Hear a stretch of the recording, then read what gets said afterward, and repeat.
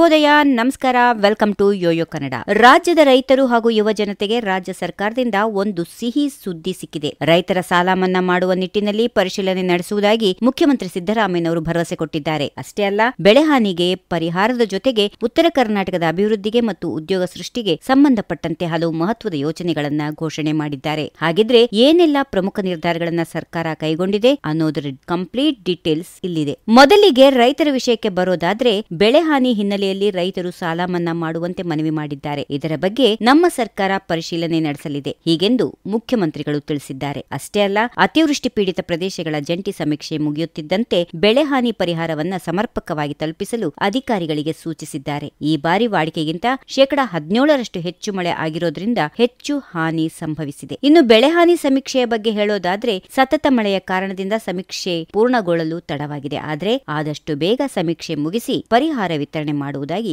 ಸರ್ಕಾರ ಹೇಳಿದೆ. ಇದುವರೆಗೆ ವರದಿಯಾದ 37 ಜೀವಹಾನಿ ಮತ್ತು 175 ಜಾನುವಾರುಗಳ ಪ್ರಾಣಹಾನಿ ಪ್ರಕರಣಗಳಿಗೆ ಈಗಾಗಲೇ 100% ಪರಿಹಾರ ನೀಡಲಾಗಿದೆ. ಮನೆ ಹಾನಿಗೂ ಕೂಡ ಪರಿಹಾರ ನೀಡಲಾಗಿದೆ. ಪ್ರಮುಖವಾಗಿ ಬೀದರ್, ಕಲಬುರಗಿ, ಕೊಪ್ಪಳ ಮತ್ತು ಯಾದಗಿರಿ ಜಿಲ್ಲೆಗಳಲ್ಲಿ ಹೆಚ್ಚು ಹಾನಿಯಾಗಿದೆ. ಹೀಗಾಗಿ ರೈತರ ಸಾಲ ಮನ್ನಾ ಮಾಡೋ ವಿಷಯದ ಪರಿಶೀಲನೆ ನಡೆದಿದೆ ಎಂದು ಹೇಳಿದ್ದಾರೆ ಸಿಎಂ ಸಿದ್ದರಾಮಯ್ಯ. ಇನ್ನು ಉದ್ಯೋಗದ ಬಗ್ಗೆ ಮಾತಾಡೋದಾದ್ರೆ, ನಮ್ಮ ಸರ್ಕಾರ ಉದ್ಯೋಗ ಆಧಾರಿತ ಶಿಕ್ಷಣಕ್ಕೆ ಹೆಚ್ಚಿನ ಆದ್ಯತೆ ನೀಡುತ್ತಿದೆ. ಇದಕ್ಕಾಗಿಯೇ ಕೊಪ್ಪಳದ ತಳಕಲ್ ಮತ್ತು ಕಲಬುರಗಿಯಲ್ಲಿ ತಲಾ 120 ಕೋಟಿ ರೂಪಾಯಿ ವೆಚ್ಚದಲ್ಲಿ ಹೊಸ ಜಿಟಿಟಿಸಿ ಕೇಂದ್ರಗಳನ್ನು ಸ್ಥಾಪಿಸಲಾಗುತ್ತಿದೆ. ಹಾಗೆಯೇ ರಾಯಚೂರು, ಸಿಂಧನೂರು ಮತ್ತು ಜೇವರ್ಗಿ ತಾಲೂಕುಗಳಲ್ಲಿ ಕೂಡ ಹೊಸ ಕೇಂದ್ರಗಳು ಶುರುವಾಗಲಿವೆ. ಕಲಬುರಗಿ ಜಿಲ್ಲೆಯ ಸೇಡಂನಲ್ಲಿರುವ ಐಟಿಐ ಅನ್ನು ಕೂಡ ಅಂತಾರಾಷ್ಟ್ರೀಯ ಮಟ್ಟಕ್ಕೆ ಉನ್ನತೀಕರಿಸಲಾಗುತ್ತಿದೆ. ಹಾಗೆಯೇ ಯುವ ಜನತೆಯಲ್ಲಿ ವಿಜ್ಞಾನ ಮತ್ತು ತಂತ್ರಜ್ಞಾನದ ಬಗ್ಗೆ ಆಸಕ್ತಿ ಮೂಡಿಸಲು ಪ್ರಸಕ್ತ ಸಾಲಿನಲ್ಲಿ ಬೀದರ್, ಕಲಬುರಗಿ, ಯಾದಗಿರಿ, ರಾಯಚೂರು ಮತ್ತು ಕೊಪ್ಪಳ ಜಿಲ್ಲೆಗಳಲ್ಲಿ ಹೊಸ ವಿಜ್ಞಾನ ಕೇಂದ್ರ ಹಾಗೂ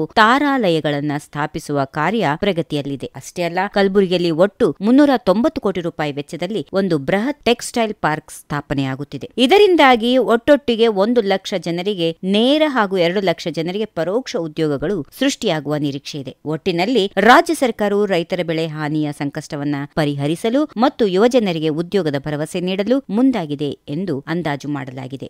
if you like this video, ಬೇಗ ಲೈಕ್ ಮಾಡಿ, ಕಾಮೆಂಟ್ ಮಾಡಿ, ಶೇರ್ ಮಾಡಿ ಹಾಗೂ ಯೋಯೋ ಟಿವಿ ಕನ್ನಡವನ್ನು ಸಬ್ಸ್ಕ್ರೈಬ್ ಮಾಡಿ.